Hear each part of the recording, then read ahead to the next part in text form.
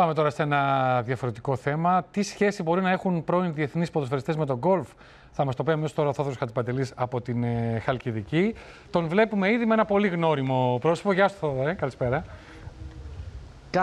Καλησπέρα Τάσο, καλησπέρα. Εδώ είμαστε για γκολφ, θα μιλήσουμε για γκολφ, αλλά πρώτα απ' όλα με τον Γιώργο Καραγκούνη. Μπάσκετ θα δούμε σε λίγο. Ναι, βεβαίως θα δούμε. Ποιον υποστηρίζουμε? Ποιον να Παναθηναϊκό, πρέπει να κερδίσει.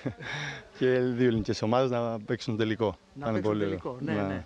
Είναι μεγάλη μέρα για το ελληνικό μπάσκετ σήμερα.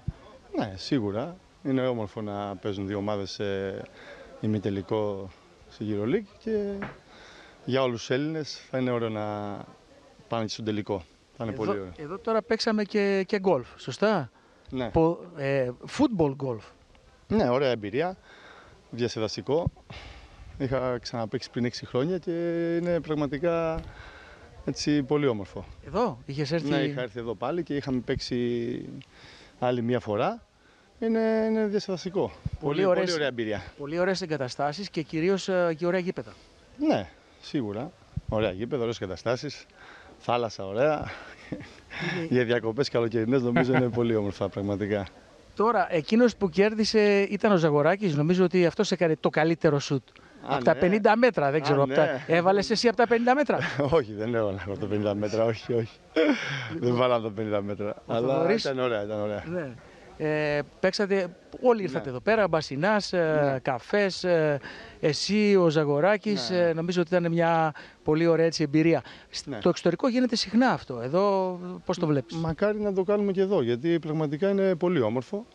Και αν γίνεται και στο εξωτερικό, γιατί να μην γίνει και εδώ πέρα. Να έχουμε και έτσι ωραίες εγκαταστάσεις, να υπάρχουν έτσι γήπεδα που να μπορεί να γίνει αυτό. Και πραγματικά είναι πολύ ενδιαφέρον. Νομίζω διασκέδασαν όλοι και αυτοί που είχαν έρθει εδώ πέρα σήμερα και εντάξει, αξίζει να διαδοθεί περισσότερο και στη χώρα μας, ώστε να γίνονται έτσι ωραία παιχνίδια, γιατί νομίζω μπορεί να παίζεις και σε οποιαδήποτε ηλικία. Αυτό είναι αλήθεια. Οπότε είναι θετικό. Το γκολ του Ζαγοράκη στην τρύπα το καλύτερο. Ωραία, μπράβο. Δεν το είδα, αλλά για να το λες. Ήσουνα σε άλλο γκρουπ. Ναι. Σε ευχαριστούμε πολύ. Λοιπόν, ναι, να είστε καλά, ευχαριστούμε και εμείς. Και 4 Ιουνίου, μια σε μιλάμε για τη Θεσσαλονίκη, έχουμε το παιχνίδι Legends 2004 με τους Legends από τη Μεικτή Ευρώπης. Οπότε περιμένουμε όλους τους Θεσσαλονικείς στο γήπεδο της Τούμπας να έρθουν για να απολαύσουν ένα πολύ όμορφο παιχνίδι. Θα είμαστε όλοι εκεί. Ωραία. Πού θα γίνει στην Τούμπα, πότε γίνεται, Θοδωρή, δεν το πρόλαβες? Στην Τούμπα θα γίνει, περίμενε, θα μας τα πει ξανά. Ναι. Στην Τούμπα. Ναι. 4 Ιουνίου. 4 Ιουνίου, οκ. Ξέρουμε και την ώρα.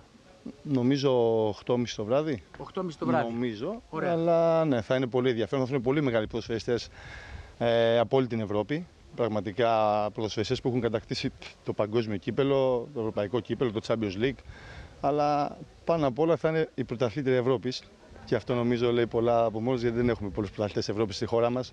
Οπότε αξίζει να τιμηθεί έτσι αυτό το παιχνίδι για πολλούς λόγους.